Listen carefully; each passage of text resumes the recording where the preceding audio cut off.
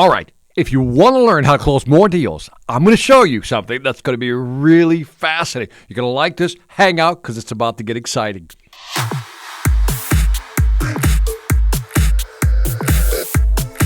Welcome to the Sales Influence Podcast, where we talk about finding the why and how people buy. I'm your host, Victor Antonio. Thank you for watching. Thank you for listening. If you're listening to me on a podcast, I appreciate that as well. Now, today I want to talk about, you're going to love this topic, I'm going to talk about what holds people back. And this topic is going to be of interest to you because I'm going to show you how to accelerate the deals.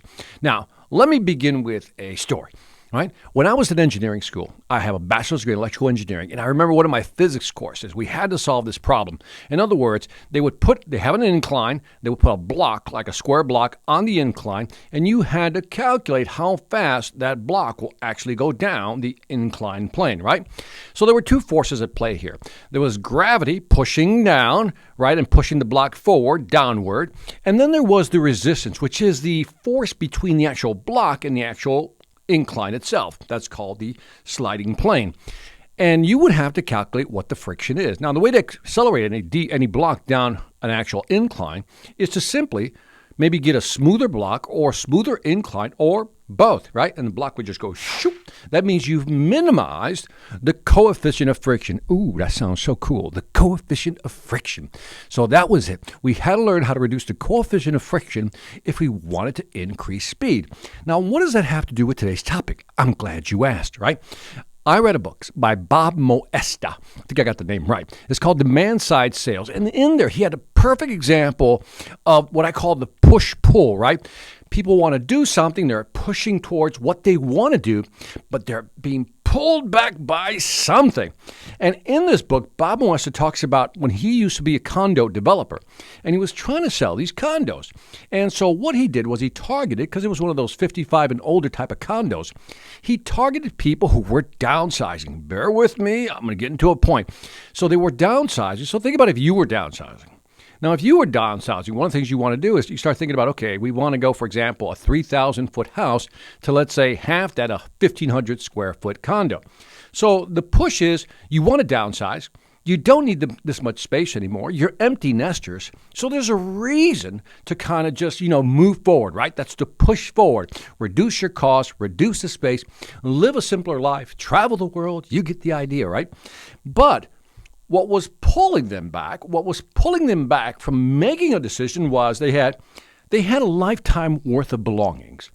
Now think about it, man. You've been married, let's say 20, 30, 40 years, right? A lot of stuff builds up in your garage. Trust me, I know, right? And they also said, so then the second problem they had is they had all these belongings. Then they had to kind of sort through them, like, what do we keep? What do we dump? What do we donate, right? And just going through that process was also very difficult. So they said, we'll have to do that as well. Then they talked about, these belongings we have, how do we pack them up? I mean, we're getting old. We got to pack all this stuff up. How do we do that? And last but not least, there's the anxiety of selling the actual house they're currently living in. So think about it. Put yourself in their position, right? You're over 50, right? Let's say you're 55, right? You want to buy a house. You want to downsize, you want to reduce your costs, you want to travel the world. What's pulling you back, much like the coefficient of friction, what's pulling you back from actually making that decision? One, you got to figure out, what are we going to do with all these belongings? Two, we'll probably have to pack all this stuff, and man, we have to do that ourselves. Oh, that's a lot of work. And what do we keep? What do we dump? What do we donate? And then can we really sell this house? In the end, they go, you know what? Let's just wait till next year to move, right? And that's what kept happening. So in the book, Bob Moesta talks about how do you reduce that friction? The push, again, is that they want to move, but the pull is all these things they have to do plus sell their house.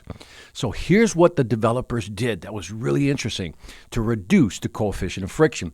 What they did was, believe it or not, they actually raised the price of the condo. I know, hold on, because that makes no sense, right? Why would you raise the price? But once they raised the price, here's what they were able to do. They built a storage facility as part of the complex. So you can actually store stuff there now. They also added a sorting room where you can actually move all your stuff there, right? Put it in a room before you take it up to the apartment, right?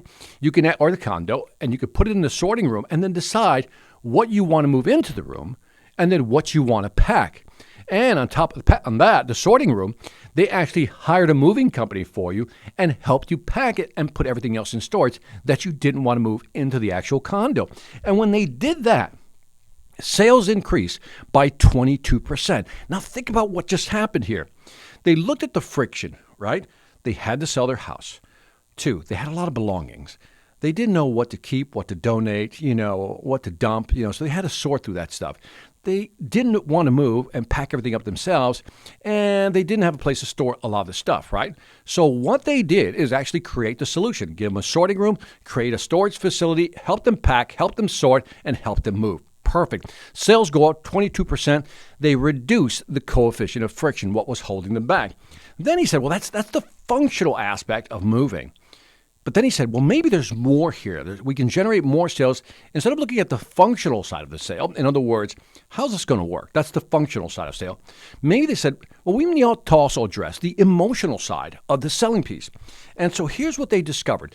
After interviewing people who didn't want to make a commitment to condo, they discovered that these empty nesters, once they started really digging into what was holding them back, one of the biggest things holding them back was the dining room table. Yeah, the dining room table. The thing is, they didn't know what to do with the dining room table. And they immediately made a correlation here that if they didn't know what to do with the dining room table, they wouldn't move because there were too many memories, too many emotional components tied to that dining table. Think about all the holidays, all the birthday parties, all the events around that table. So these older couples were like, what do we do with this table? We just can't give it away or give it to Goodwill. The kids don't have room for it. What do we do with it?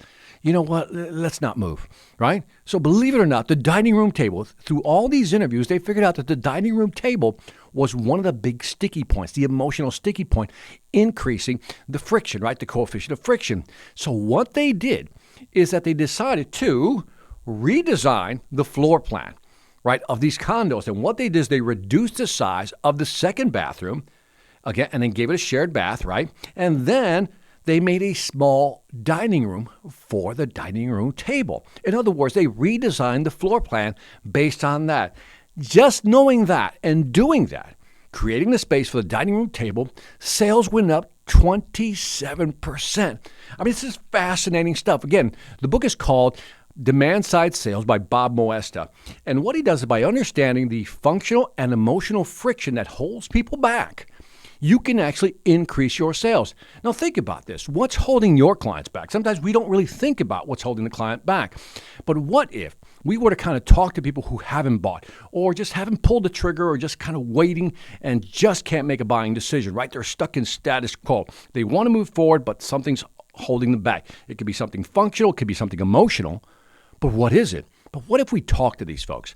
As Bob and his team did, interview with them, and try to figure out what's holding people back. Imagine your sales being able to increase functionally by 22% just because you understood what's holding them back in terms of how is this going to work. And then increasing your sales from an emotional standpoint, that's the emotional component, by understanding mentally what's holding them back. The functional piece is how are we going to do this? The emotional piece is how do we deal with this, right? Emotionally. By understanding the functional and emotional side of what holds people back from making a buying decision, they were able to increase their sales. So while their competitors, their sales remained flat and in some cases were going down, they were able to increase their sales consistently and also increase the pricing of their condos because they understood the buyer mindset. So that is it for the Sales Influence Podcast. Get the book, Bob Moesta, Demand Side Sales. Let me know what you think after you do that, because I want you to buy the book. Check out the Sales Velocity Academy. Got some great new courses. Go to salesvelocityacademy.com. And on that note, again, this is Victor Antonio, always reminding you, selenate hard when you know how. Take care.